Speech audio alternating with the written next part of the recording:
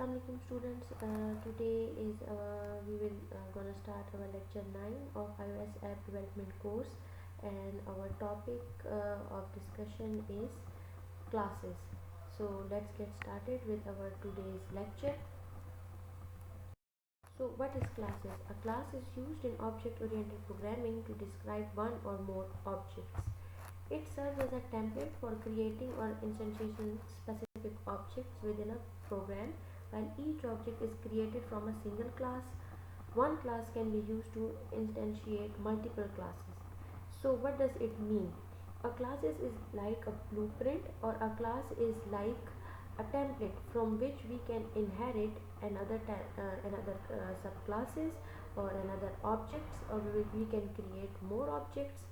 So we will take example of real world example of class is like a human being. For example, a human being is a class, right?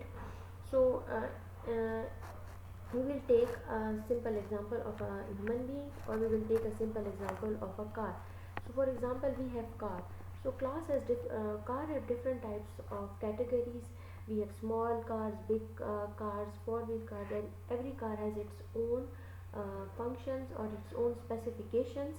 So for if we take a simple example of a car, then we will say that car is a class, and different categories of class are the subclasses, right? Yes, different categories of the car are the subclasses of that specific car class. So yeah, so we will take like we have a car, okay, right? If we specify this car more, so we have car. It has different categories. We have like big cars, we have small cars. So we will take an example of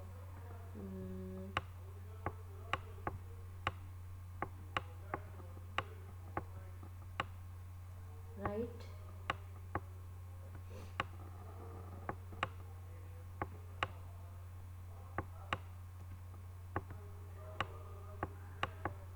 So these are the subclasses of the car, right? This car has different properties and different specifications, and this car number 2 has different specifications and different functionalities. So this is our superclass, and these are our subclasses. From this car serves as a template, right? Uh, every car has wheels, every car has engine, every car has door, right? So it is a template. But if we specify it more, like if we categorize it, then this car number 1 has different type of engine, different type of wheels, and car number 2 has different type of engine, different type of wheels. So this car, or this main class or super class, is serving like a template. From that we can derive other classes as well. So a class is used in object oriented programming to describe one or more objects. It serves as a template for creating specific objects within a program. So what is classes in Swift? Classes in Swift are building blocks of flexible constructs.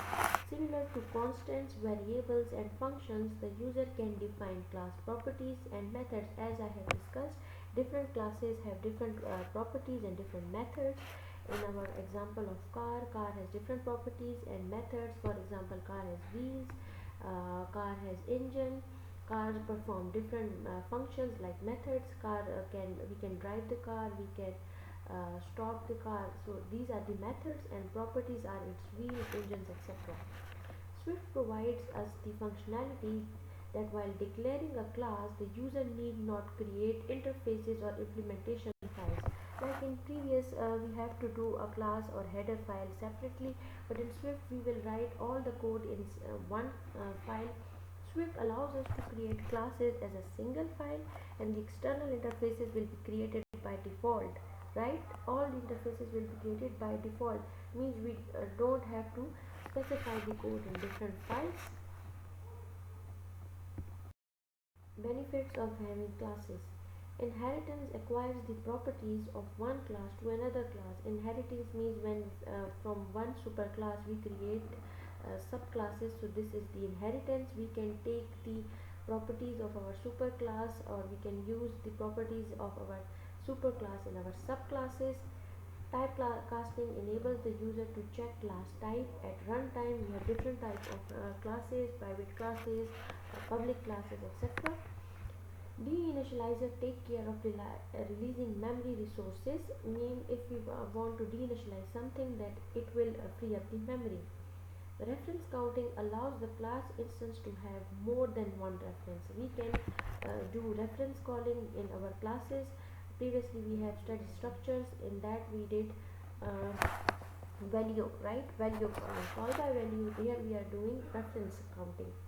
Common characteristics of classes and structures. What we have common in classes and structures: properties are defined to store values, subscripts are defined for providing access to values, methods are initialized to improve functionalities, initial states are defined by initializers, functionalities are expanded beyond default values. Means we can like modify the values or expand the functionalities of different values. So these were the benefits of having classes and characteristics that have common in classes and structures. By the data of the class through our objects, or we can modify the data of the class through creating subclasses. Subclasses can have the same data as our superclasses, but superclass don't have the data of the subclasses, right? This is the subclass. It will use all the data from the superclass, and it can also initialize its own properties, right? We can modify its own property. We can for example, I created the student marks. This was our first class, means superclass. If I create another class, for example, I create class that was student marks, I will write roll roll number 1 marks, right? So here I can modify, like I will use this mark, as well as I will use at pass, means student 1 is pass. So this is an additional property that I have initialized in our subclass. So this is also possible that we can modify our superclasses in our subclasses, and we can use the data of our superclasses in our subclasses. So that is all for our today's lecture. If you have any queries related to classes, structures, you can ask in our live session. Try to practice different examples of classes and structures and do comparisons between them for better understanding.